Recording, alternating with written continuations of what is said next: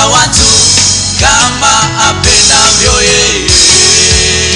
Simama Bwana unitetee, simama Bwana uonekane, hakuna gumu ambalo Bwana usiloliweza. Nimekukimbilia Bwana wangu Yesu, ili nisiaibike milele yote. Uniponye, unitegee sikio lako, unisikie, wewe mwamba wangu, msaada wangu wa karibu. Watesi na adui zangu waitafuta roho yangu mimi, waiangamize kwa sababu ya jina lako. Wewe Bwana ni ngao yangu na kikao changu, sitaogopa, sitaogopa, sitaogopa kamwe. Dunia imejaa shida na masumbufu mengi sana. Shetani anatesa watu kama apendavyo yeye. Simama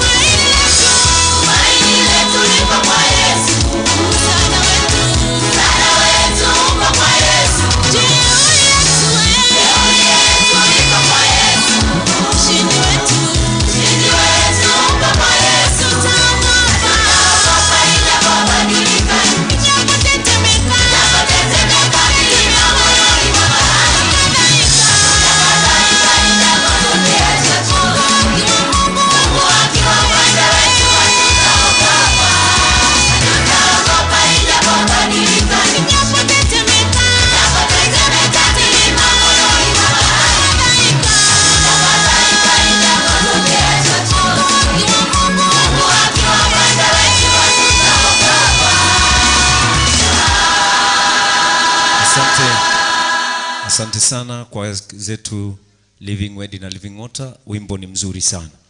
Japo tetemeka nchi, sisi hatutaogopa.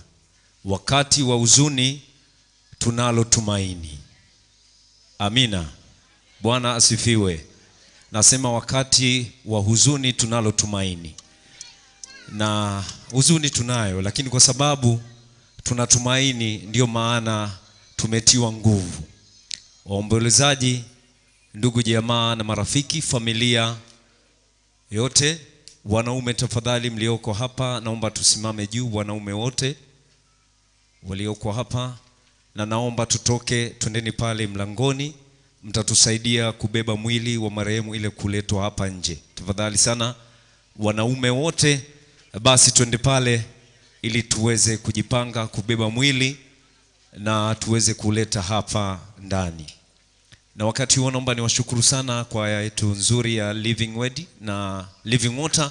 Naomba tuketi tafadhali, mtarudi tena baadaye. Ndugu zangu, siku ya leo tunafurahi, tunamshukuru Mungu. Furaha yetu ni kwamba mama yetu, shujaa wetu amelala, na tunalo tumaini ya kwamba siku moja tutamuona tena. Ili ndilo tumaini letu.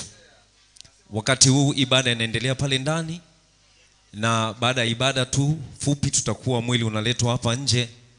Basi tutakuwa tunamshukuru Mungu kwa ajili ya maisha mama yetu mzuri kabisa ambaye Bwana amempenda na amerudi nyumbani. Wakati huu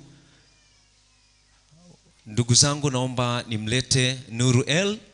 Huyu ni mwanafamilia, anao wimbo special kabisa. Wakati mwili utakuwa unafika hapa, basi yeye atakuwa anaimba.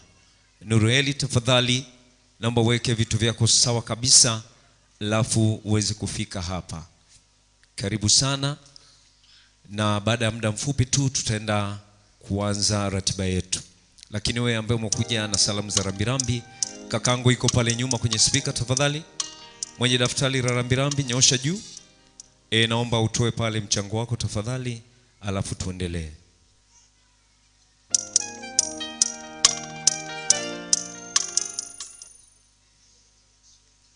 Asante sana, karibu Eli. Okay.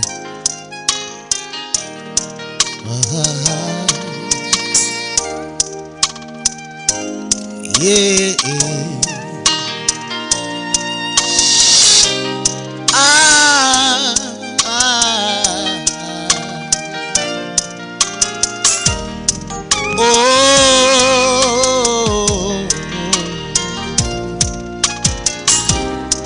Nani kama wewe Bwana? Natamani tuimbe wote. Nani kama wewe Jehova? Ni nani kama wewe Bwana? Ni nani kama wewe Yesu? Sema kuna mwingine kama wewe.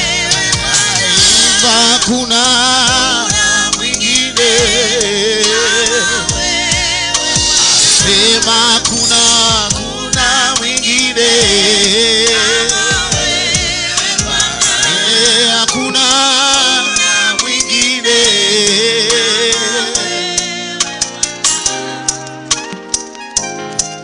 Oh Baba,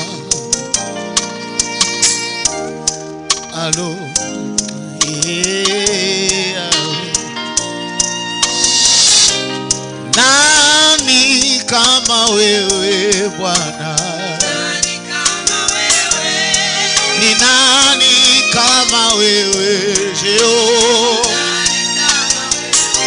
Ni nani kama wewe Yahweh? Ni nani kama wewe Jehova? Sema kuna,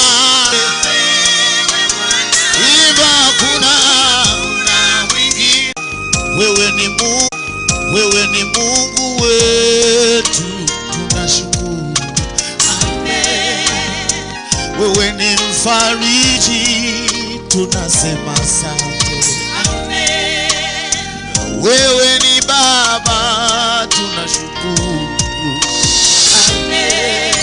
Hujawahi kukosea, tunasema asante. Wewe ni mfariji, tunashukuru. Wewe kimbilio letu, sema asante. Amelala mama, amelala.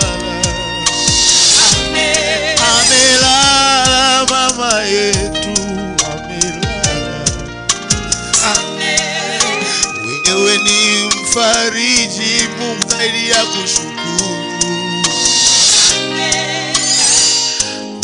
Wewe ni Mungu, hujawahi kosea. Wewe ni mfariji, hujawahi kosea. Mlinde, bariki, uponaye. Mlinde, mpokee, uponaye Baba.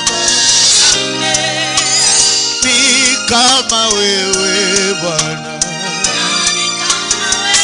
Ni nani kama wewe Jehova? Ni nani kama wewe Baba? Ni nani kama wewe Jehova? Sema sema hakuna na hakuna kama wewe. Alo hakuna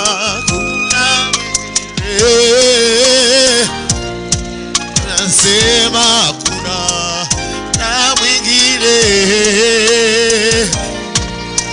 Hakuna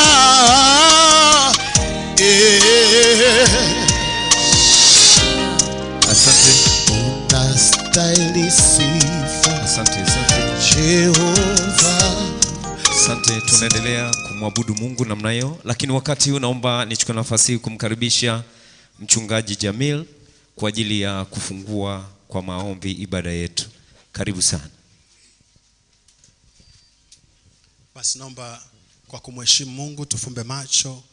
Bwana Yesu, Mungu aliye mwema na mtakatifu, tunakushukuru tena na tunakuadhimisha wewe peke yako.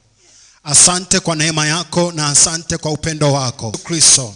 Tunakuadhimisha tena mtakatifu katika mchana huu wa leo mahali hapa Bwana. Na wakati huu Bwana, tunapokwenda kuanza shughuli hizi zote za kusherehekea maisha yake ya mwisho hapa duniani, katika yote, katika jina la Yesu tunaweka Bwana kusanyiko hili lote mikononi mwako, katika jina kuu la mwana wako Bwana mtakatifu, kupoza kwa jina la Yesu Kristo na kuganga mioyo katika jina la Yesu. Bwana mabwana, tuseme nini mtakatifu juu ya haya yote katika jina la Yesu. Kuna wakati Bwana ambapo mtakatifu nafika, ni nyakati ngumu kibinadamu, lakini tunajua kwamba mtakatifu Mungu mwema wewe unakuepo katikati yetu. Maneno ya wanadamu yanapofika mahali hayawezi kufariji, Mungu mwema upo katikati yetu, unafariji na kuganga katika jina la Yesu. Asante Bwana kwa ajili ya watoto, asante Bwana kwa ajili ya wajukuu, asante Yesu kwa ajili ya wadogo, wakubwa kwa wake kwa waume, kwa wakubwa katika jina la Yesu, kwa majirani, kwa kanisa la Tanzania Assemblies of God, kanisa la Bethel Revival Temple. Asante Bwana kwa ajili ya ndugu wote wa karibu na mbali, hata yule aliyeko mbali kule Marekani. Bwana tunasihi faraja yako iendelee kuwa pamoja naye katika jina la Yesu na kwa damu ya Yesu. Chukua nafasi Mungu mwema sasa. Tunaachilia ratiba zote mikononi mwako katika jina la Yesu Kristo. Amen. Amen. Asante kwa maombi. Wakati unaomba nikaribishe kwaya kwa ajili ya wimbo mmoja wa kitabu. Karibu sana kwaya. Kwa mji wa mwangaza hapana usiku. Unaweza ukaketi kama unasema hautapita tena, hapana usiku. Mungu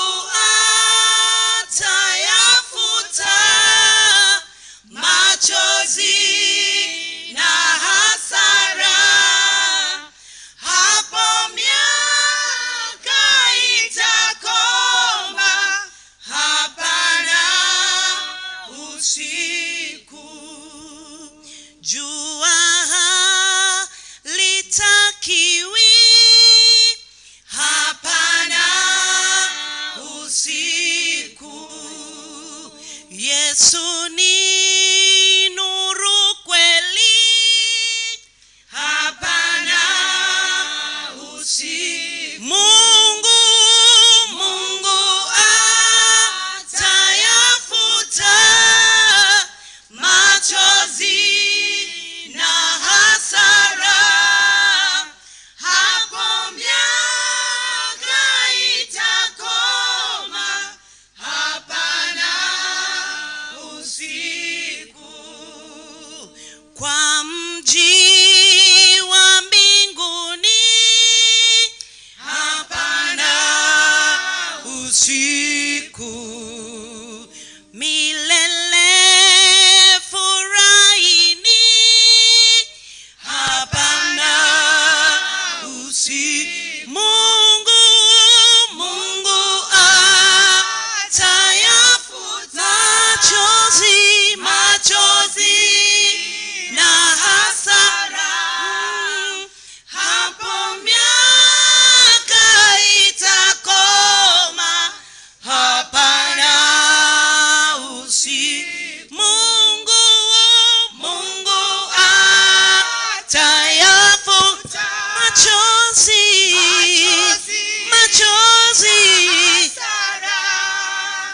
hapo miaka itakoma, hapana usiku.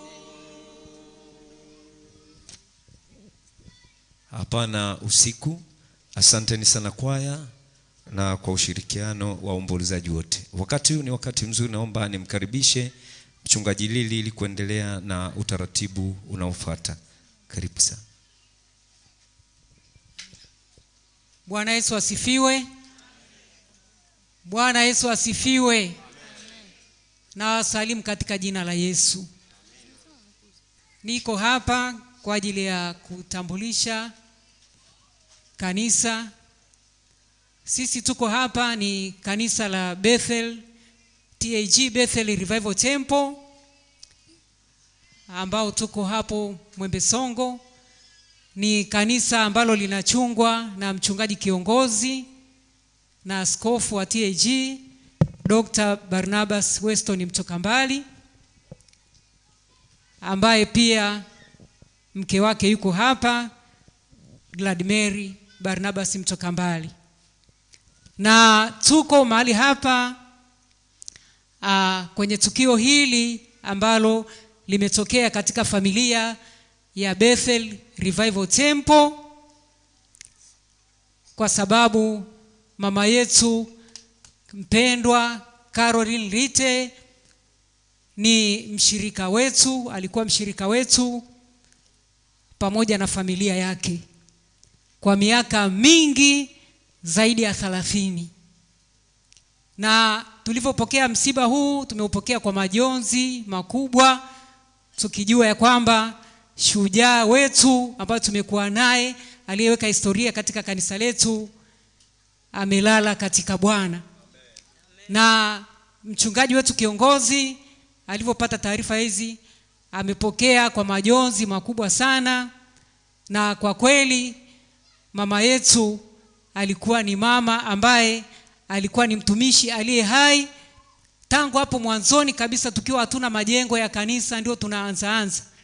Amekuwa mwaminifu pale na ameweka historia katika ujenzi wa kanisa. Tunafahamu na tumekuwa naye usiku na mchana tukiwa tunamimina zege huyu mama.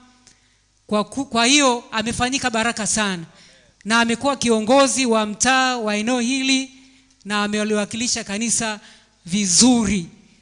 Kwa hiyo jamani, tumepotelewa na shujaa, lakini shujaa kamaliza safari. Amina. Hatuna haja ya kuomboleza sana. Mama hapo alipo ana raha sana. Ana raha sana. Lakini kipekee nilete salamu za pole sana sana sana sana kwa familia. Poleni sana kwa kuondokewa na mama. Poleni sana wajukuu kwa kuondokewa na bibi. Najua huyu bibi alipenda sana wajukuu. Ukija hapa nyumbani, wewe umeoga, wewe umekula, wewe umekunywa uji. Mpaka dakika ya mwisho nimekuja hapa wakati anaenda Dar es Salaam.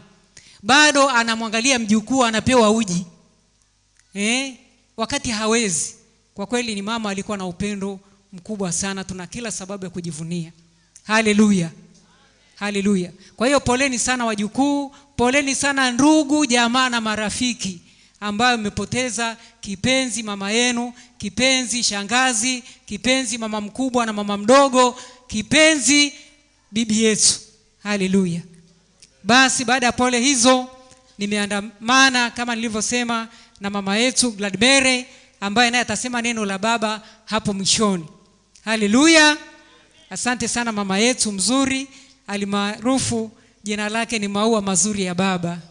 Haleluya. Anapendeza. Na nimeandamana na wachungaji hapa tunaosaidiana na mchungaji wetu Dr. Barnabas Weston mtoka mbali. Kwa umoja wetu naomba tuwapungie watu mikono. Asanteni sana. Pamoja nasi tunaye pia mzee kiongozi, mzee wa kanisa, unaweza kutupungia. Asante sana mzee. Na tunao washirika, Mungu awabariki sana, na kwaya, Mungu awabariki sana. Na baada ya salamu hizo, wakati huu sasa ni wakati ambao tutaenda kulipokea neno la Mungu. Mama yetu safari ameimaliza, lakini sisi tupo bado kumsikia Bwana anasema nini katika hatima yetu. Haleluya. Na tunaye sasa mchungaji wetu msaidizi ambaye kwa jina anajulikana kama Musa Baraka, na atakuwa baraka kweli wakati huu. Sasa hebu tumpokee wakati anakuja kukutuletea maneno ya Mungu. Karibu sana mtumishi wa Mungu. Asante sana. Amen. Jamani, Bwana Yesu asifiwe. Bwana Yesu asifiwe. Hebu mwambie mwenzio leo ni siku ya shujaa. Kama hauna wivu na maisha ya mama, mwambie tena mwenzio leo ni siku ya shujaa. Amen. Tuna kila sababu ya kumshukuru Bwana kwa ajili ya maisha ya mama yetu, wengine ni bibi yetu, wengine jirani, ndugu, kwa namna ambavyo amemaliza kwa ushindi. Lakini mama yetu amemaliza na sisi bado tuna safari. Jamani, Bwana asifiwe. Biblia inasema Mungu ni Mungu wa walio hai, si Mungu wa wafu. Maana yake ni kwamba wewe uliye hai, Mungu ana kazi na wewe. Mama yetu Caroline amemaliza mwendo, na sisi tulio hai tunaosikia neno hili, basi Mungu anatamani afanye kazi pamoja na sisi.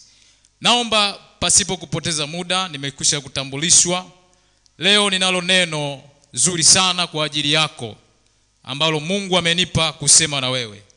Na naomba moja kwa moja sasa twende kwenye kitabu cha Yohana sura ile ya 14. Injili kama ilivyoandikwa na mtakatifu Yohana sura ile ya 14. Tutakwenda kusoma mstari wa kwanza mpaka ule mstari wa 6. Na Biblia inasema, msifadhaike mioyoni mwenu.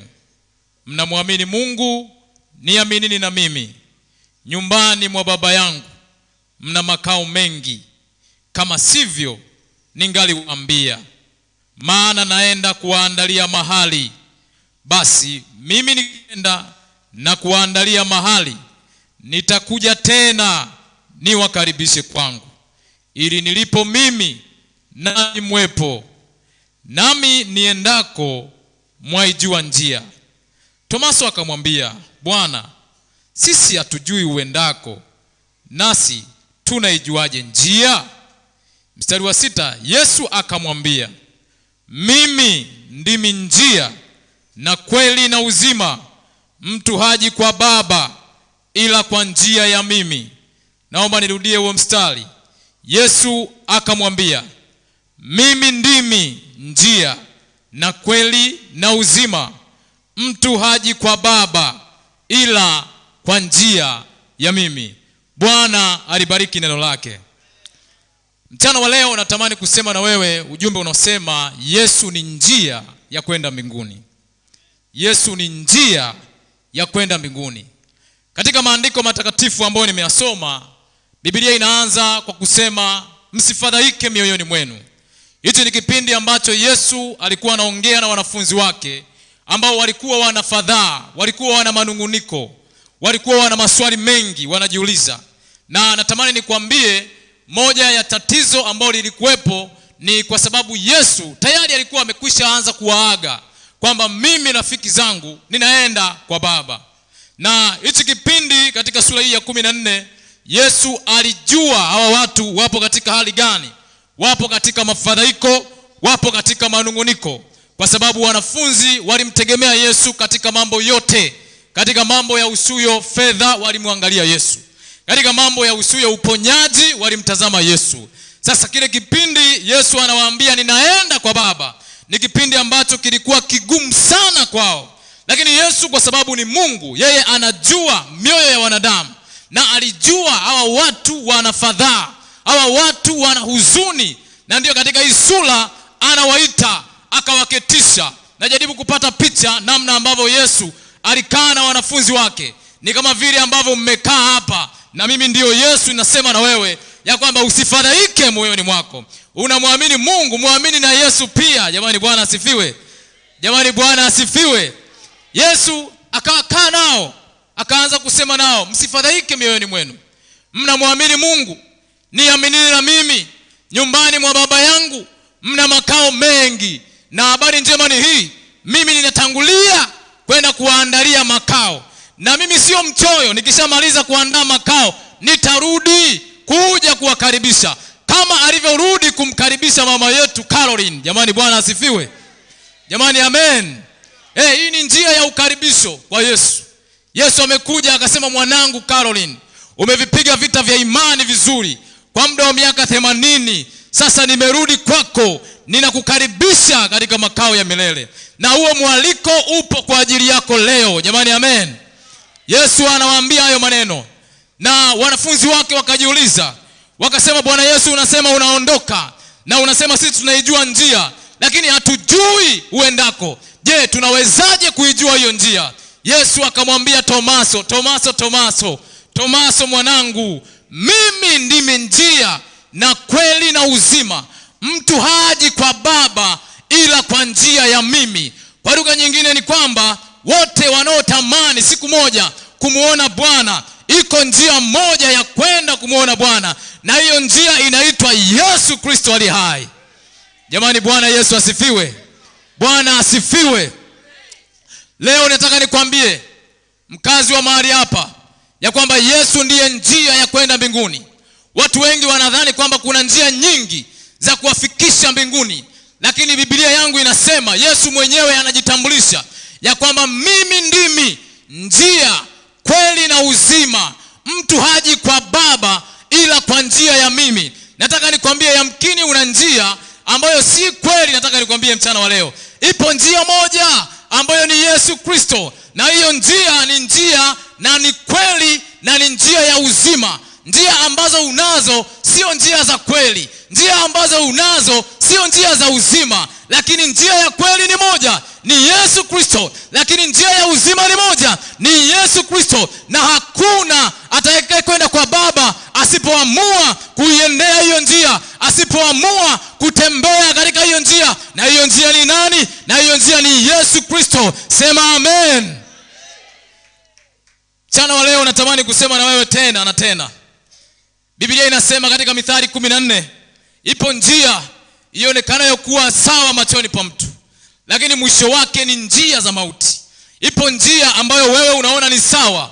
Hiyo pombe unayokunywa ni njia yako ambayo unaona ni sawa, lakini Biblia inasema njia hiyo mwisho wake ni mauti. Na mauti inayosemwa pale maana yake ni mauti ya kutengwa na Bwana milele, mauti ya kutengwa na Mungu milele. Hiyo njia ya uasherati unaona ni njia, lakini mwisho wake ni mauti. Hiyo njia ya matukano na uwizi na usengenyaji unaona ni njia, lakini mwisho wake ni njia ya mauti. Wengine wanakimbilia kwenye njia inaitwa njia ya vigoma. Unajua vigoma? Watu wa Morogoro unajua vigoma? Hata kama umeokoka kipindi cha nyuma ulikuwa hujaokoka, yamkini ulikuwa unahudhuria. Na wengine wapo hapa bado wanahudhuria kwenye hivyo vigoma. Wanajua njia zote za vigoma. Lakini Biblia inasema hiyo njia inaonekana sawa machoni pako, lakini mwisho wa hiyo njia ni mauti. Sasa leo natamani kukwambia, nimekuletea njia nimekuletea njia ambayo njia hiyo ni njia ya kweli, ni njia ya uzima, ili siku moja huyu Bwana Yesu aliyeenda kutuandalia makao arudi kama alivyorudi kumchukua shujaa na kumkaribisha kwake. Biblia kwenye Ufunuo inasema ipo siku hiyo Yesu atachukua kitambaa chake na atasema, karibu mwanangu uliyeshinda, na atatufuta machozi kama vile ambavyo anamfuta machozi mama yetu wakati wa sasa, kwamba hongera shujaa wangu, umevipiga vita vilivyo vizuri na uliijua njia ambaye ni mimi. Natamani siku moja wewe na wewe ukafutwe machozi na Yesu, lakini haiwezekani, ni mpaka utakapoijua njia ambaye ni Yesu Kristo. Nisikilize mtu wa Mungu, watu wengine wanasema mimi nina dini yangu, hiyo ni njia. Nataka nikwambie hiyo si njia, hiyo sio njia. Njia ni Yesu Kristo. Wengine wanasema mimi nina namna yangu ya kufika mbinguni, lakini Biblia nimesoma kwa sauti kubwa kabisa. Biblia inasema mimi Yesu ndiye njia na kweli na uzima. Hiyo njia kwako inaonekana ni sawa, lakini mwisho wake ni mauti. Lakini njia ya Yesu ni njia ya kweli na ni njia ya uzima. Sema amen. Yesu ni njia ya kwenda mbinguni. Yesu ni njia. Unataka kwenda mbinguni? Yesu ni njia. Hakuna njia yoyote ya mwanadamu kwenda mbinguni. Na Biblia inasema baada ya kifo ni hukumu. Hakuna nafasi ya kwenda kutengeneza kule unakoenda kwenye njia yako. Lakini sisi tulioijua njia leo tunatembea kifua mbele. Na ndio maana unaweza ukashangaa katika mkutano huu hakuna mtu anaelia mpaka anazimia. Hapana, hatuzimii kwa sababu tunajua mama yetu na bibi yetu aliijua njia, na sasa yuko na Bwana milele. Hivyo sisi tulio hai na sisi tunakaza buti ya kwamba na sisi siku moja tutakapofika mbinguni tukamsifu Bwana pamoja na mama yetu. Nani ajuae, yamkini mama kule anaandaa vyombo vya kusifu na kuabudu. Jamani, Bwana asifiwe. Bwana Yesu asifiwe. Yesu ni njia ya kwenda mbinguni, sio dini yako. Watu wengi wanalingia dini zao, lakini hizo dini sio njia ya kwenda mbinguni, kwa sababu umekuwa kwenye dini kwa muda wa kutosha, lakini maisha yako vile vile.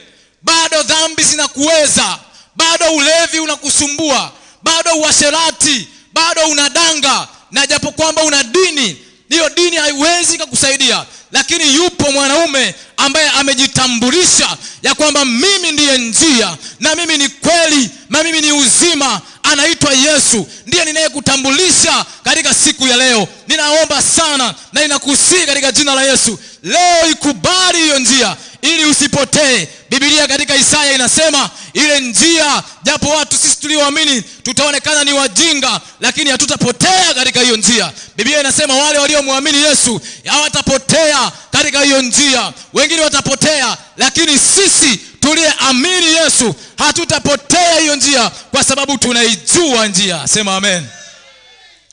Yesu ni njia. Yesu, ninaongea habari ya Yesu leo mahali hapa.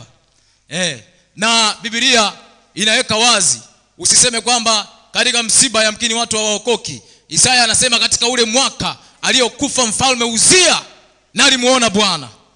Sasa na wewe leo unatakiwa utengeneze historia. Katika ule mwaka aliyokufa Caroline, niliokoka, nilimuona Bwana. Bwana Yesu asifiwe. Usiseme kwamba hapa ni msibani. Ipo nafasi ya kuokoka, kwa sababu katika msiba huu bado unaweza ukatengeneza historia kama Isaya alivyotengeneza. Katika ule mwaka aliyokufa mfalme Uzia na alimuona Bwana, na wewe utasema katika ule mwaka aliyokufa Caroline, ndio nilimuona Bwana, ndio niliokoka, ndio maisha yangu yalibadilika, ndipo nilianza maisha mapya, ndipo nikajiona kwamba mimi sio mtu wa kawaida, nikapata badiliko, likakata kiu ya dhambi, likakata kiu ya umalaya, likakata kiu ya pombe. Ni kweli wewe una dini, lakini hiyo dini bado haijakata kiu ya dhambi ndani ya maisha yako. Nataka nikwambie katika mkutano huu ambao Bwana ametuandalia bure, ninakwambia habari za Yesu. Yesu ni njia. Yesu ni njia. Mpokee Yesu leo, yeye atabadilisha maisha yako, na yeye atakuhakikishia kwamba siku moja utakuja kumuona Bwana, utamuona Mungu, kwa sababu shauku ya wanadamu wengi ni kwamba siku moja tukamuone Bwana, tukamuone Mungu. Lakini ipo njia moja ya kwenda kumuona Mungu. Unayemtafuta siku zote, mchana na usiku, unatangatanga huku na kule ukimtafuta Mungu, lakini Mungu, iko njia moja ya kumfikia, na hiyo njia inaitwa Yesu. Na huyo Yesu nimemleta kwako leo. Anataka tu ufungue moyo wako, umpokee awe Bwana na Mwokozi wa maisha yako, ili utembee katika hiyo njia, ili usipotee katika hiyo njia. Jamani, Bwana Yesu asifiwe. Bwana Yesu asifiwe sana. Yesu ni njia ya kwenda mbinguni. Yesu ni njia. Tunambariki sana Bwana kwa ajili ya maisha ya mama yetu. Tumekuja hapa, wengine wanastaajabu kwamba hawa watu wamechanganyikiwa, wanasema sherehe. Ndiyo, ni sherehe, kwa sababu mama yetu ameishi maisha ya ushuhuda, ametembea katika njia. Kwa hiyo leo tumekuja kumsherekea maisha yake. Na ndio maana unaweza ukaniona hata mimi mhubiri leo namna ambavyo nimetokelezea, sio kiuzuni uzuni. Jamani, amen. Yani hapo ukiniangalia, unaweza ukazani na 100,000 mfukoni ipo hapa. Nimekuja kwenye sherehe. Na nimebeba na kitambaa changu cheupe kabisa kinachoonesha utakatifu. Haleluya.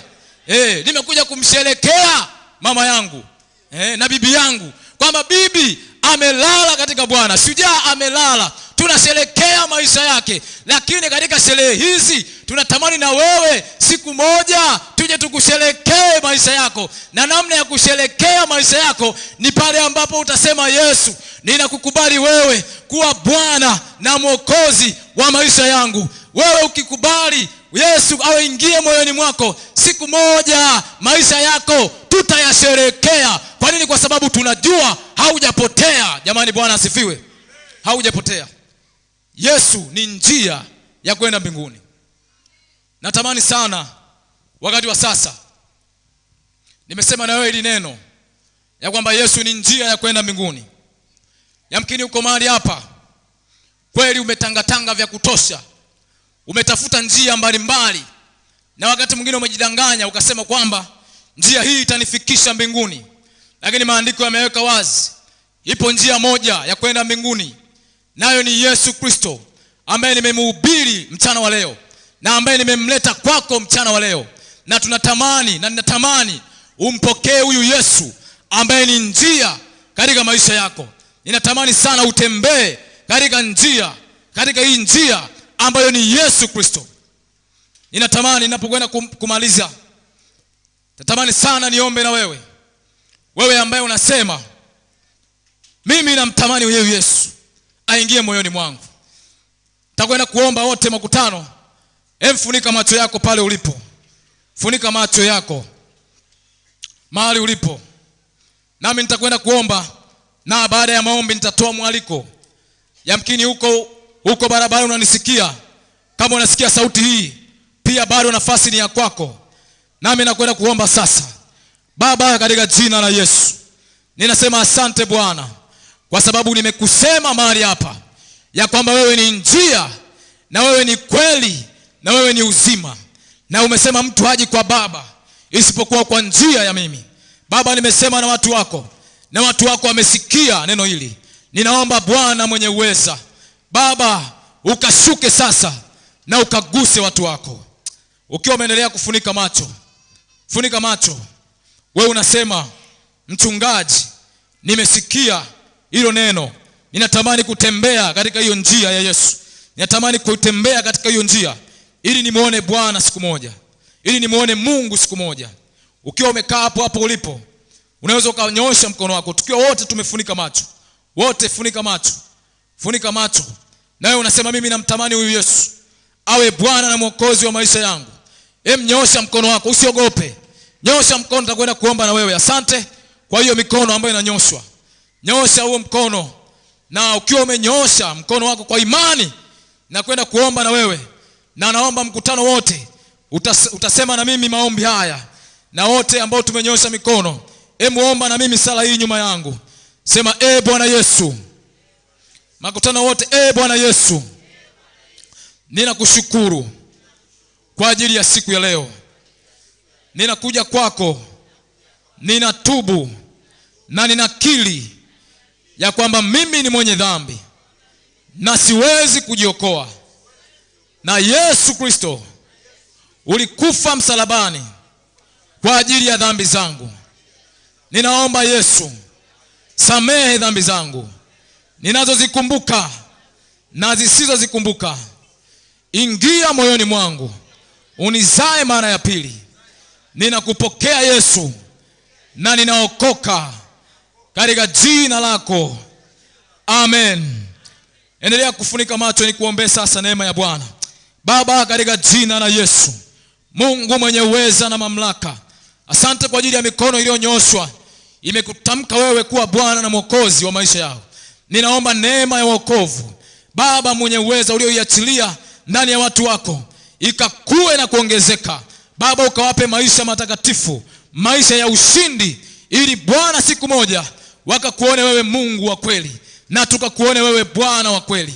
Ni katika jina la Yesu Kristo ninakabidhi mkutano wote mikononi mwako, nikiomba na kushukuru. Wote tuseme amen. Sema tena amen. Amen.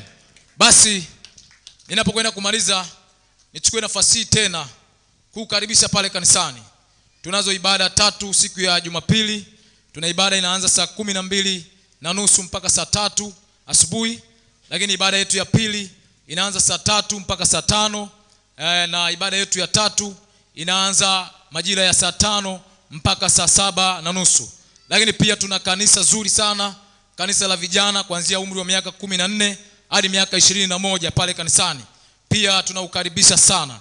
Lakini mbali na hapo, tunalo kanisa maalum sana la viziwi na mabubu.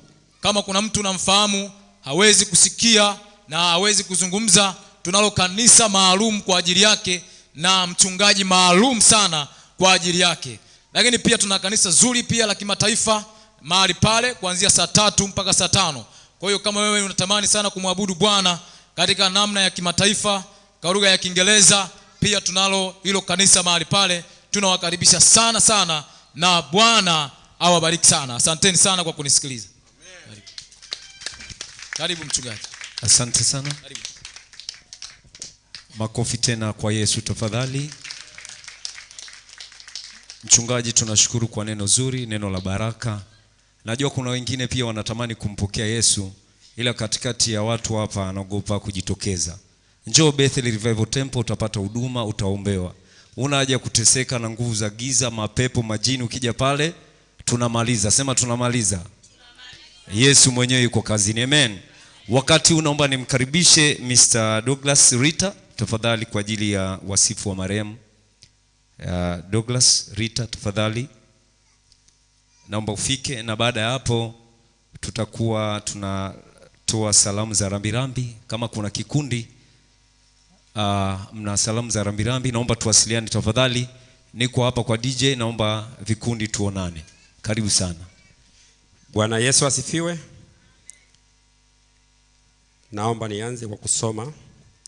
Nikasikia sauti kutoka mbinguni ikisema, andika, heri wafu wafao katika Bwana tangu sasa, naam, asema Roho, nipate kupumzika baada ya tabu zao, kwa kuwa matendo yao yafuatana nao.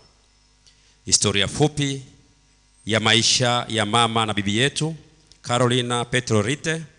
Leo siku ya leo tarehe 24 mwezi wa 7 2026 kuzaliwa. Caroline Petro Rite alizaliwa tarehe 25 mwezi wa 8 mwaka 1946 katika kijiji cha Nshara, wilaya ya Hai, mkoani Kilimanjaro. Kubatizwa. Caroline alibatizwa mwaka 1949 katika kanisa la KKKT Usharika Hosiana na kupata kipaimara kwenye kanisa hilo. Masomo. Caroline Petro Rite alisoma katika shule ya msingi Nshara Middle School na kuhitimu mwaka 1958. Ndoa. Caroline Petro Rite alioana na mzee Petro Ruben Rite na kufunga ndoa ya Kikristo mwaka 1964. Uzao: mama na bibi yetu alijaliwa kupata watoto 7, wa kiume 1 na wa kike 6, wajukuu 21, vitukuu 17. Kazi: mama na bibi yetu alijishughulisha na biashara, kilimo na ufugaji. Ugonjwa: mama na bibi yetu alikuwa anasumbuliwa na sukari na shinikizo la moyo. Alipata matibabu katika hospitali ya Platinum na St. Thomas za hapa Morogoro na Rabinisia Dar es Salaam hadi alipoitwa na Bwana tarehe 20 mwezi wa 7 2026 huko Dar es Salaam akiwa na umri wa miaka 80. Shukrani. Shukrani za kwanza ziwaendee madaktari na wauguzi wote waliojitahidi kuokoa maisha ya mama na bibi yetu. Shukrani za pili ziende kwa uongozi wa kanisa zuri la TAG kwa kuja kuongoza ibada hii ya mazishi. Shukrani zingine ziwaendee ndugu wote wa Dar es Salaam walioratibu mpaka kurudisha mwili wa mama na bibi yetu Morogoro. Shukrani zingine ziwaendee ndugu, jamaa na marafiki wote waliotukimbilia kipindi hiki cha msiba. Shukrani zingine ziwaendee vijana wetu mafundi walioandaa nyumba ya mama yetu ya muda wakati akisubiria ufufuo. Bwana alitoa, Bwana ametoa, jina la Bwana lihimidiwe. Amen.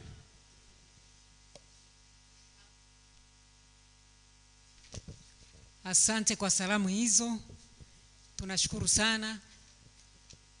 Bwana Yesu asifiwe. Basi wakati huu, kabla ya salamu nyingine, niweze kumwalika sasa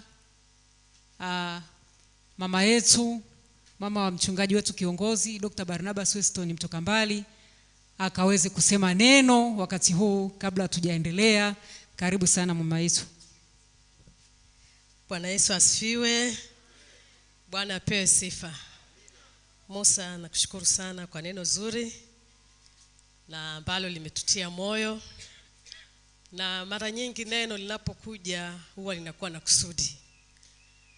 Na huwa mkutano kama huu unaandaliwa kama kusudi, na Mungu alijua kabisa siku kama hii itakuwa ni sherehe ya Carolina Rite na wewe utakuwepo. Bwana Yesu asifiwe sana.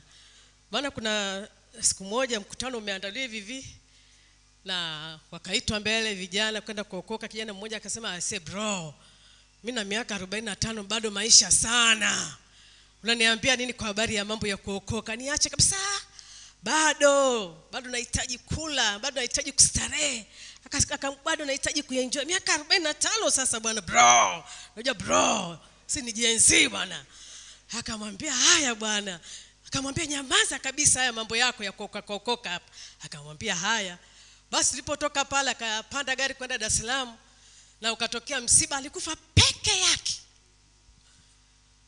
Bwana Yesu asifiwe sana. Alikuwa peke yake. Wengine walitoka salama, lakini ye alikufa. Nikajua kwamba kumbe Mungu alikuwa anajua kwamba kijana ataondoka. Basi apate mtu wa kuongea naye maneno ya mwisho. Kwa ile kijana akakosa mbingu kilaini. Anasema, "Mimi na miaka 45 siwezi kufa sasa hivi, niachane enjoy maisha." Kwani wewe umepatana na Mungu mpaka miaka 80 mpaka 100 utafika? Bwana Yesu asifiwe sana. Mimi nimependa tu kujazia hapo kidogo ya kwamba kila kitu kina kusudi. Na kila neno linapotolewa mahali lina kusudi. Yamkini kuna mtu ambaye Mungu anafahamu amebakisha siku chache. Bwana Yesu asifiwe sana. Kwa hiyo nakushukuru sana Musa kwa neno lizuri ambalo umesema nasi. Mimi nimejazia tu na nimesimama hapa kwa muda mfupi kwa ajili ya kuleta tu salamu za mchungaji wetu ambaye ni mchungaji wa Bethel hapa ambaye ni mume wangu Barnabas Westo mtoka mbali, amewapa pole sana. Alitamani sana kujumuika na ninyi, lakini ameshindwa kufika. Bwana Yesu asifiwe sana. Tamani sana kuja kumzika Mama Rite. Mama Rite tumekuwa naye muda mrefu, katika karibu miaka 30 sasa, akiwa pamoja nasi katika kanisa, na amekuwa mtumishi mwaminifu sana, na pia alikuwa kiongozi wa kanisa katika eneo hili kabla hajazeeka. Bwana Yesu asifiwe sana.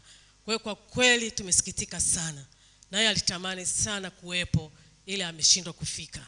Kwa hiyo amewapa pole sana majirani, pole sana kanisa, pole sana watoto, pole sana wajukuu, poleni sana. Nacho waomba, amesema kwamba jitieni nguvu. Ameomba kwamba muimarike. Kama wewe umeokoka, basi utakutana na Caroline siku hile. Bwana Yesu asifiwe sana. Kwa amesema yuko pamoja na ninyi, na anaendelea kuwaombea ili Mungu aendelee kuwafariji. Eliza ambaye yuko kule Marekani, baba mchungaji kiongozi aliongea na wewe na akakuombea sana, ya kwamba kujua kwamba yuko mbali, lakini alikuombea na akasema kwamba uimarike na ustamiliki katika kipindi hiki. Najua Eliza ulimpenda sana mama na ulijitahidi sana kumtunza, lakini imefika wakati sasa Mungu amemchukua, amemaliza kazi. Kwa hiyo nakusihi sana Eliza, na wewe tamani kumuiga mama na kumwezi mama, kazi ambazo alizifanya katika utumishi wake, na wewe pia umwezi mama katika utumishi wako huko Marekani. Tunakuombea sana Eliza, na tuko pamoja. Watoto, poleni sana. Kutirema, kutirembe, kutira wajukuu, kutire nudeng, kindonke muya mana. Mama nyekunde, nyekendwa wekunda nu. Kwengonke wateke wa nu, kundaneng. Mwamita, kundaneng. Ngata mama ye mukunde, lalo nyamenda. Shawatekewa. Awle wende mwandufu. Mwamita, kundaneng. Ngata mama ye mkunde, mwenzi mama ngata mwe mkunde, wajomba, wana wose na wajukuu, shawatekewa, kundaneni. Mama yenu alikuwa ni mtu wa upendo sana. Aliwapenda sana. Nacho waomba, msiba usije ukaishi hapa mwanze mbonta mwandu. Mwamita, shikunde shite mbonta mwandu fo. Mama nyashi swading. Mama nyekendu shading. Kwa mitakaka iwa somana ni risala ya kwa mitambe ndede unganisha wanawa wakandu kumwi wakundane. Shikunde shanshaya, shikunde mbonte tafitanu fo. Shikunde shanshaya, shikute fulani nyake na fulani nyake na fulani nyakukunde na fulani, yeu nyakunde na fulani. Nsenshaya shansa mwandu fo. Shikunde shaya shansa mwandu fo. Manka nyake kutana na mwaneo, manka nyake nyakunde ufo. Mpe nyake nyatiri mwandu ne ufo wode. Mwamita, kundaneng. Mama nyeke ndusha deng. Niwe kumanyo kiwa leo, niwe amanyo kiwa leo, niwe amanyo kiwa leo. Nsi mama kiamba mefwa, lalu kilando asamba afo. Mule wanawa wake ya, beke wajukuu ya. Mkishuma mshamba mama mefwa basi, mwetu eke walandi, nshauri yao, wamanya aweni, uode. Wamanya aweni ngitalalo ashila wanawo. Kajonke wateke wa mandede nunu ding. Kwa mitambe, yembe disala yet ding. Wandu hawa kundane. Mama nyeke ndo we kundana ding. Shikunde njondo shakaka kichaga ya ndo wambele manyete. Shikunde shite fakitanu fo. Findo fiaja abu yafu. Nashika nshishi nsiba wake ntokia wake menda ya basi. Shinika kitenge keke mama moja. Shinika kitenge keke mama moja, shinika sori ya mama moja, shinika ki, wole nyeki, waki elisaka ngomaela, wode pesa tangu kufite kai, shinika yi pesa ye elisa ngoma pesa, mwandu.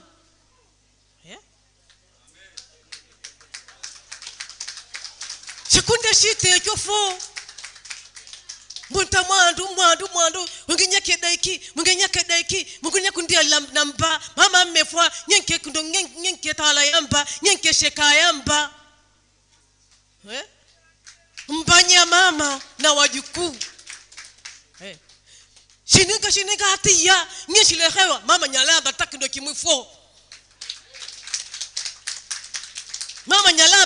kimwifo mbenye lize jengi ya mama na mama nyati datiyo kwa mna sefa mba ya nyaka jebo mba shake jebo njoba kebo wode nyiku mpe kebo wode yenye mba ya familia kwa mkulia kwa kuboku jama samale kwa mahale kushemu ya Morogoro kwa muka kunyama chamele kwa muka Dar es Salaam le kushe boya kushe muya ya yenye mbaya familia na kaka ya Morogoro hebu salala tembe wakumanye ding oshombeya osho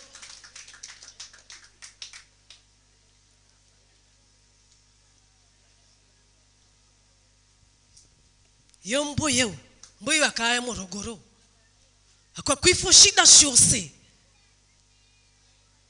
mwandu wose kaka ya Morogoro mulesha samba botamba tamba kaka ya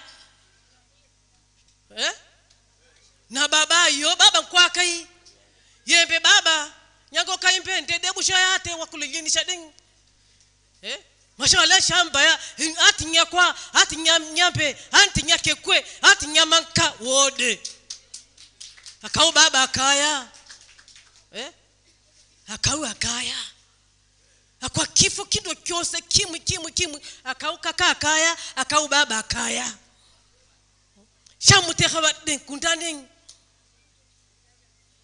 mamita manka kekwe mbe meku mamita kundani mama kunde mama wajabu den shasha yate ndede sheke karibu na wedeng kwecho chambu tehewa aka baba ya aka kaka ya kwecho kundani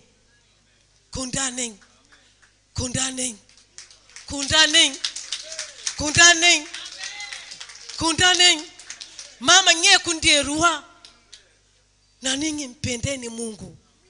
Mama alimpenda Mungu sana. Wajukuu, bibi alimpenda Mungu sana.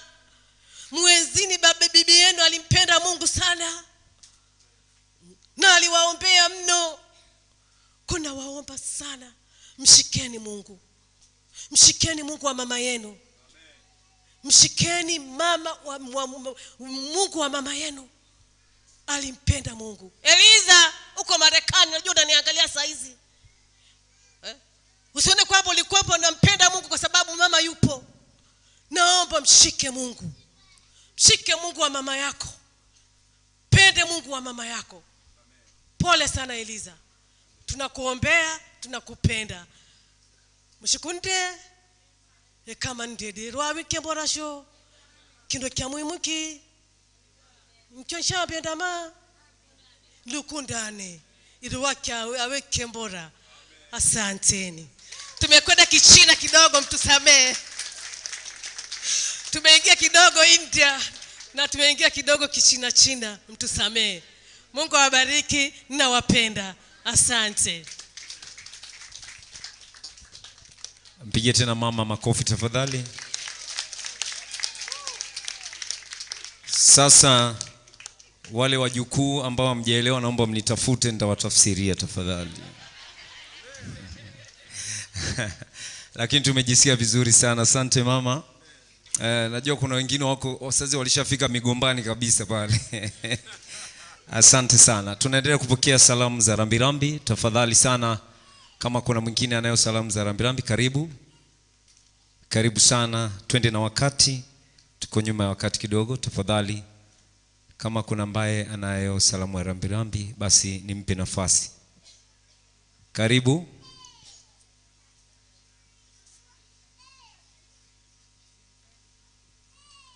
Watu wa serikali, tafadhali kama mpo.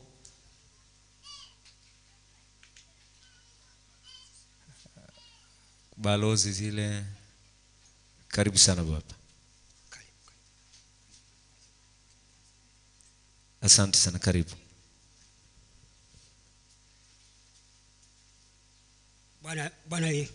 Bwana Yesu asifiwe sana. Sisi ni Caleb kutoka pale BRT. Kwanza kabisa ninamshukuru Mungu sana kwa ajili ya neno zuri ambalo mtumishi wa Bwana amenena nasi mkutano, kwamba tusifadhaike mioyoni mwetu. Huyu mama alikuwa ni Caleb mwenzetu. Siku zote huyu mama, sisi ni Caleb wa pale BRT. Caleb ni kuanzia miaka 60 na kuendelea mbele. Kwa hiyo huyu mama kwa kweli tumekuwa bega kwa bega sana, na kila tunapokuwa kwenye darasa letu la wanafunzi, huyu mama alikuwa anaongea sana na mimi. Makinda, mimi muda wangu ni saa 12. Mimi muda wangu ni saa 12. Una maana gani? Alikuwa anasema wakani ujui. Kwa kweli ni mama tumempenda, na pia huyu mama tumeanza pamoja pale kanisani mpaka sasa hivi tunawagana naye. Kwa hiyo ebu ninawasihi wote, ebu tufate mfano wa huyu mama. Sisi wana Caleb tunayo furaha kubwa sana, kwa sababu tunajua huyu mwenzetu Caleb alipo ni pazuri. Alafu pia angekuwa anataka apate nafasi ya kurudi huko, hawezi, kwa sababu pale alipo ni pazuri mno. Jina la Bwana libarikiwe. Na sisi tuna salamu yetu kama Caleb, tunakabidhi kwa na ndugu muhusika. Tafadhali muhusika kaka Douglas, tafadhali.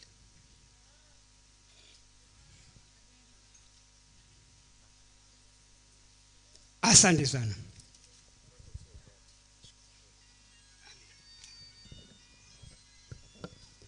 Asante mzee Makinda. Anasema mama alikuwa anasema muda wake umefika saa 12.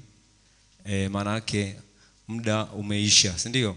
Umri ushasogea. Lakini tunashukuru Mungu kwamba mama amelala pamoja na Bwana. Anasema kuna kikundi kinaitwa Caleb. Pale kanisani kwetu kuna utaratibu, wale watu ambao wamefikia miaka 60 na kuendelea juu kunakuwa na kikundi chao maalum. Wanakuwa wanazungumza mambo yao. Sawa jamani? Kwa hiyo wewe usibaki nyumbani ukasema mimi nimezeeka sasa hivi sina issue. Njoo Bethel Revival Temple. Miaka 60 kuna watu wenzako mnakaa mnapanga mambo, mnapanga maisha. Sawa jamani? Karibuni sana.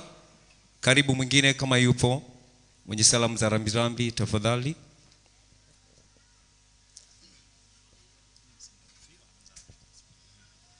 Bwana Yesu asifiwe. Na sisi Kanda C, kanisa letu limegawanyika katika maeneo. Mimi ni mchungaji wa Kanda C. Kwa hiyo Kanda C tuna utaratibu wetu wa kwenda kumuona mshirika wa Kanda C ambaye ni Violet Lite. Kwa hiyo tutaenda kumuona Jumapili ijayo. Mungu awabariki sana. Asante. Bwana Yesu na asifiwe. Haleluya. Amen. Kwanza kabisa nipende kutoa pole kwa wafiwa na waombolezaji wote. Poleni sana. Amen. Mimi naitwa mchungaji Waya, ni mmoja ya wachungaji ambao tuko pale kanisani, na msiba huu umetokea. Unajua kama alivyosema mchungaji kwamba kanisa letu tumeligawa. Tuko wachungaji wengi karibu 11. Sasa kila mchungaji ana eneo lake la kuchunga. Kwa hiyo na mama yetu na bibi yetu Lite yeye anaangukia eneo ambalo nachunga mimi. Kwa hiyo sasa sisi kama kanisa la eneo hili, kanisa la kanda hii, Kanda H, tutaleta lambilambi yetu, tutamkabidhi kiongozi mara tu baada ya mambo haya yote kumalizika. Pengine Jumapili tutakuwa tumeshakabidhi lambi yetu. Mungu awabariki, poleni sana. Asante sana. Tusiokawa tumekunyima nafasi, tafadhali. Basi kama kuna mwingine anaendelea kujipanga, wakati huu naomba nichukue nafasi hii kumkaribisha Mr. Dorcas kwa ajili ya neno la shukrani kwa niaba ya familia. Karibu sana. Bwana Yesu asifiwe. Nizidi kwa niaba ya familia kuwashukuru kwa kutukimbilia tangia tulivyopata msiba huu. Basi kwenye risala lisitoa shukrani, na tazidi kulishukuru kanisa letu zuri sana la TAG kwa kutuongozea ibada hii. Vile vile kwa niaba ya familia ni washukuru ile familia ya Dar es Salaam tena. Walifanya kazi kubwa kuandaa mwili kama mnavyoona hapa na kuhakikisha wamefika Morogoro salama. Tunawashukuru sana sana familia ya Dar es Salaam. Shukrani zingine ziende kwa familia, watoto wa marehemu dada zetu. Tunawashukuru sana familia, mmetupa ushirikiano mzuri, tumeshirikiana vizuri tangia tulipopata msiba mpaka muda huu. Kipekee zaidi nimshukuru dada yetu Eliza. Sio jambo la kujificha, ni mambo yako wazi. Katika msiba huu yeye binafsi pamoja na marafiki zake wametupa sapoti ya kutosha mpaka tukafikia hatua hii, na nisipotoa shukrani hizi takuwa sijamtendea haki dada yetu Eliza. Na msione kwa nini labda kuhudhuria.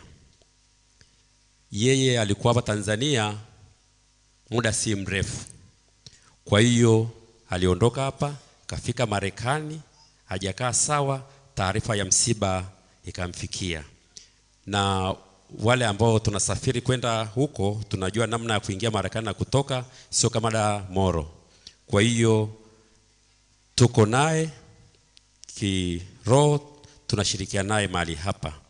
Na kama dada Eliza anatusikilia, apokee shukrani za wanamtaa, za wana Morogoro, za wana Dar es Salaam na kanisa kwa ujumla. Ndugu zangu, shukrani zingine ziende kwa ndugu, jamaa na marafiki. Msiba ni kama tunavyosema, sherehe ni watu na msiba vile vile ni watu. Tuwashukuru sana kwa kuacha ratiba zenu zote, kwa kushirikiana nasi tangia siku ya kwanza mpaka muda huu na baadaye kule makaburini Kola. Jambo lingine niombe kwa niaba ya familia, nitaomba upande wa kanisa. Kabla hatujaondoka hapa, mtusomee neno kwa ajili ya kuanoa tanga hili Kikristo mahali hapa, na sisi wana ndugu tutakuwepo hapa nyumbani katika kuweka mambo sawa na kukazia pale mama askofu alikokwisha ongea, ni kuja kuyapitia tu na kuyaweka sawa. Na sina haja tena ya kuongelea, mama aliongea kwa muda mrefu na mwenye kuelewa ameelewa. Sasa kwa niaba ya familia, mama yetu yuko hapa Morogoro ni muda mrefu sana. Naamini mama kama alivyosema alikuwa anafanya biashara, kilimo na ufugaji. Huenda basi mama alimwazima mtu kitu chochote, na unajua una amana ya mama, na sasa hivi hawezi kusema, lakini wewe upo hapo unasikia. Kama nilivyosema, wanafamilia tutakuwepo hapo nyumbani kwa siku 3. Uje useme mama aliniazima hiki, nilichukua hiki, naomba nikirejeshe kwa familia. Vile vile mama naye kama aliazima, ulimwazima mama yetu kitu chochote, na sasa hivi unasema nitakipataje, sisi familia tupo hapa nyumbani. kuanzia leo na kesho Jumamosi, Jumapili tutahitimisha. Na niombe vile vile ukija ukisema mama na mdai, tutahitaji udhibitisho ambao tushawishi tuamini ni kweli hilo jambo, asije akaibuka mtu tu kwa vile tumesema aseme hapana. Udhibitisho ukiwepo ni jambo zuri zaidi. Basi kwa vile tuna nafasi tena, kama kuna jambo ambalo halijakaa sawa, tutaelekea kule makaburini.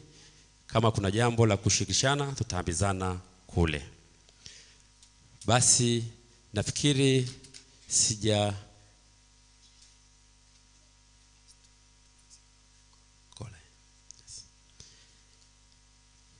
basi muda utakavyoruhusu tawasiliana na familia. Kuna usafiri tumeweka tayari kwa ambao tuelekea kule.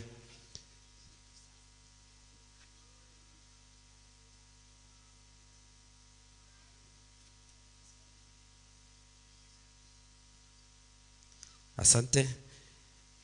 Kuna familia tumeandaa usafiri, tuna Costa.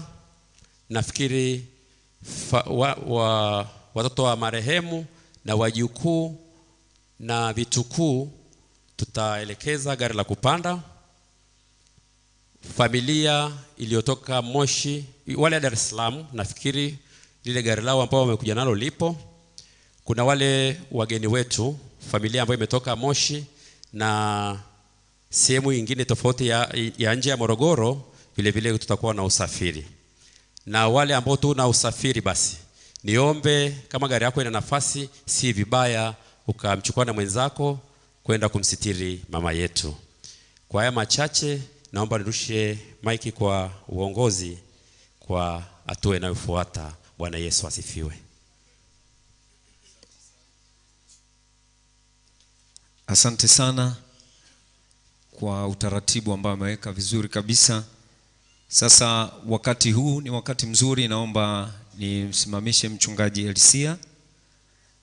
Atakuwa na jambo kama mawili. Jambo la kwanza, ataomba kwa ajili ya sadaka. Tutaenda kumtolea Mungu sadaka, na wakati tunatoa sadaka na wakati huo utakuwa tunaaga mwili. Naomba niweke utaratibu vizuri. Tunaanza na kina mama, wanawake wote ndio tutaanza kuaga mwili. Utakuja hapa, utazunguka hivi, na chombo cha sadaka kiko hapa, utaaga mwili, utazunguka, alafu utarudi kule. Sawa jamani? Na baada ya wanawake basi watafuata wanaume. Chombo cha sadaka kiko pale.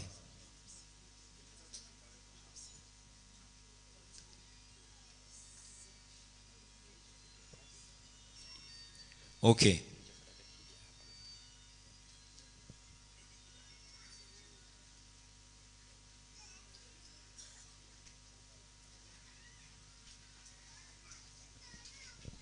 Sasa naomba niweke vizuri. Baada ya kupita kule tutakuja hapa. Sawa? Utakuja, utapita hivi, utazunguka, utatoa sadaka kama Mungu amekubariki, alafu utazunguka, utaaga, utatoka. Sawa jamani? Tumeelewana? Lakini baada ya wakina mama basi wanaume tutakuwa tunafuata, na baada ya wanaume watakuwa wanafuata familia, na baada ya familia watafuata wachungaji. Na baada ya hapo moja kwa moja tutaanza safari kupeleka mwili kule kwenye nyumba yake ya milele. Kwa hiyo wakati unaomba nimkaribishe mtumishi wa Mungu mchungaji Elsia kwa ajili ya maombi na kufunga kabisa, ili tukishamaliza kuaga basi tuondoke. Amen. Nitoe mafafanuzi kwa dakika moja tu kwa habari ya sadaka. Hii sadaka inayotolewa hapa si ya kanisa, ila kanisa imeitoa kwa ajili ya kusapoti msiba huu hapa nyumbani. Bwana sifiwe. Lakini imetokea umekuja labda una chochote kabisa mkononi, isikuzuie wewe kutoa heshima za mwisho. Lakini nakutia moyo, toa usapoti hii familia na Mungu atakubariki sana. Amen.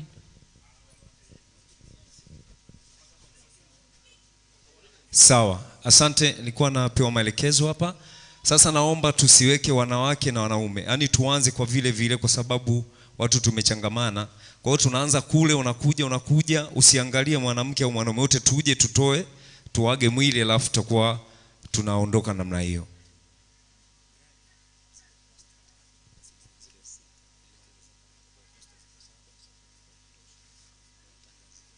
Asante.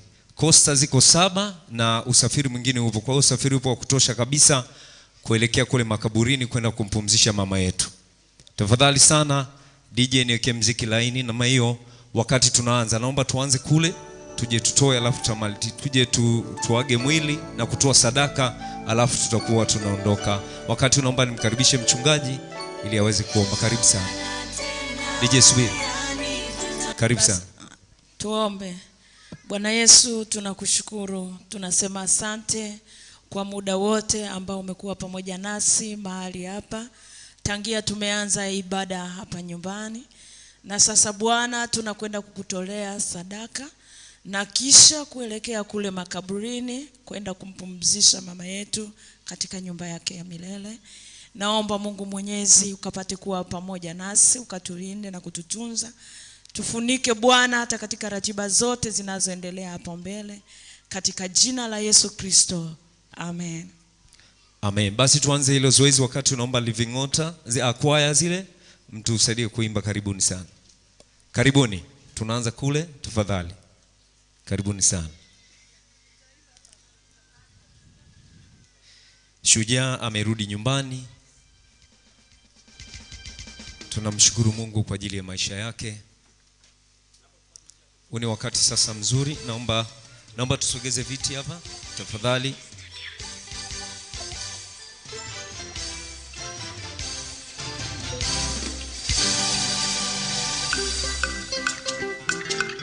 Hatima yako hubebwa na maamuzi yako. Hatima yako inabebwa na maamuzi yako. Sawa. Shikilia. Asante. Ukishaaga moja kwa moja unaenda kupanda kwenye gari. Utaratibu mbadilika tena, tunaenda kule, unatokea hapa afu unakatiza. Kuna njia kutokea huko kabisa. Tafadhali unazunguka namna hii, alafu unatoka hapa moja kwa moja. Karibu sana kwaya.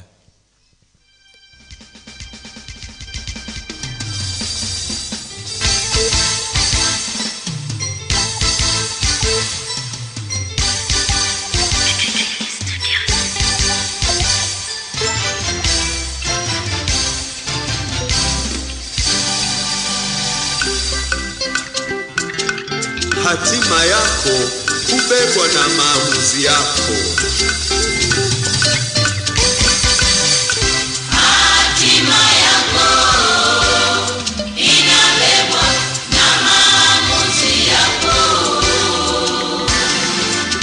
Hatima yako inabebwa na maamuzi yako.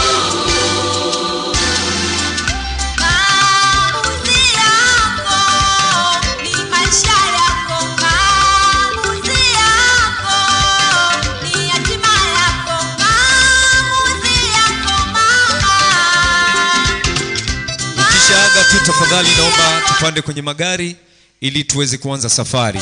Na utaratibu uliopo, mwili wa marehemu mama yetu unabebwa na wajukuu.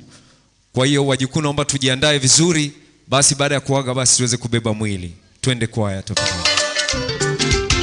Kuondoka katika nchi yake ya asili na kwenda nchi ambayo Mungu alimwongoza.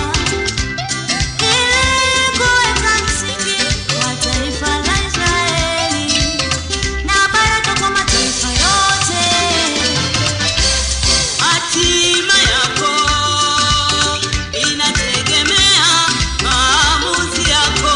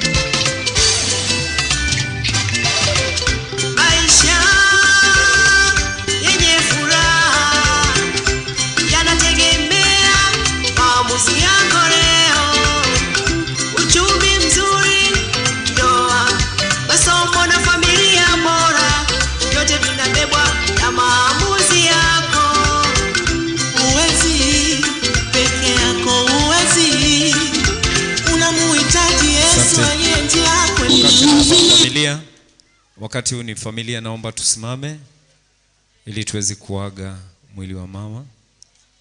Karibuni sana familia. Kwaya tuendelee tafadhali.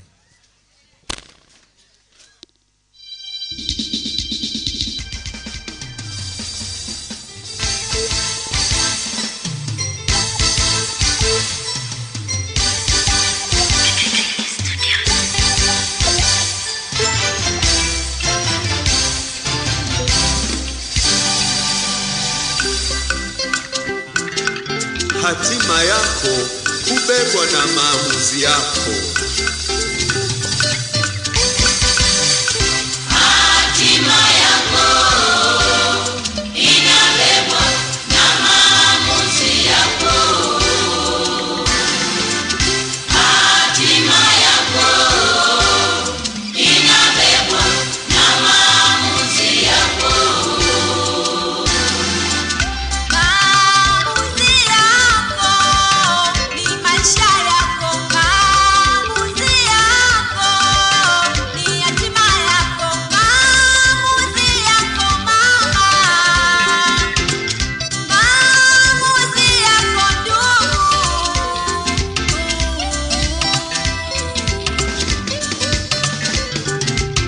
Kama vile maamuzi ya Ibrahimu kuitii sauti ya Mungu, sauti ya Mungu, kuondoka katika Asante. nchi yake. Asante. Wakati huu ni wachungaji wanaaga, alafu naomba wale wajukuu basi tuwepo karibu hapa kwa ajili ya kubeba mwili. Karibuni sana watumishi wa Mungu. Na wakati huu wajukuu tuwe karibu kwa ajili ya kuaga mwili.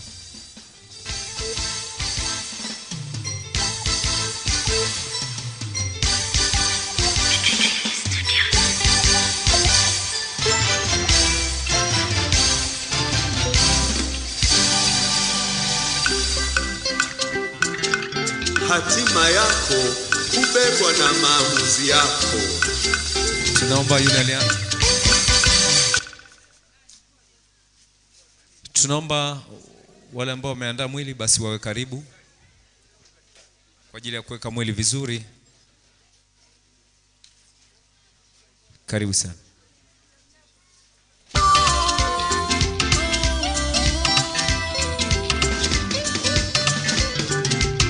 Kama vile maamuzi Asante, ya naomba tuweke Ibrahimu. mwili.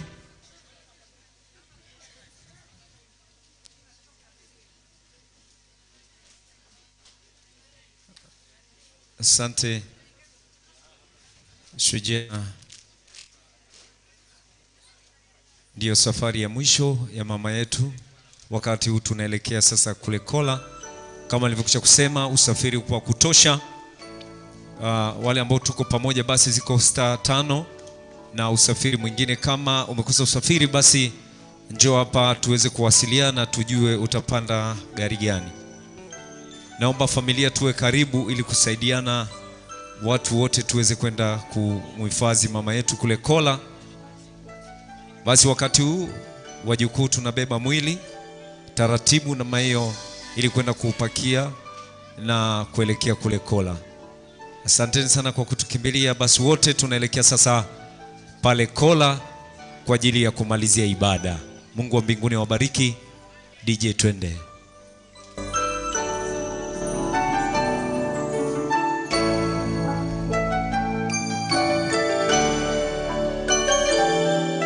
Tutaonana tena, yani tutaonana tena. Tutaonana tena, yani tutaonana tena. Asante. Naomba tusikilizane. Wale wanaobeba mataji wako wapi tafadhali? Manka wako wapi? Kina mama, watoto, naomba tuje tukue mataji. Gari tunaomba ile gari isogee karibu ili basi mwili uweze kupakiwa. Naomba tusubiri hapa, tukua na picha za pamoja wakati tunatoka maeneo haya. Tafadhali sana rafiki, wazazi, ndugu ambao wameandaliwa vizuri kushika yale mataji. Nafikiri tutatangulia mbele, ingekuwa vizuri, alafu mwili unakuja nyuma yenu. Manka, tusogee kwa huku. Njoni kwa hapa taratibu. Taratibu. Ehe. Wenye mataji wanatangulia. Tusubiri kidogo. Tunaenda pamoja, sawa? Tujipange tu kwanza, kuwe na picha za pamoja.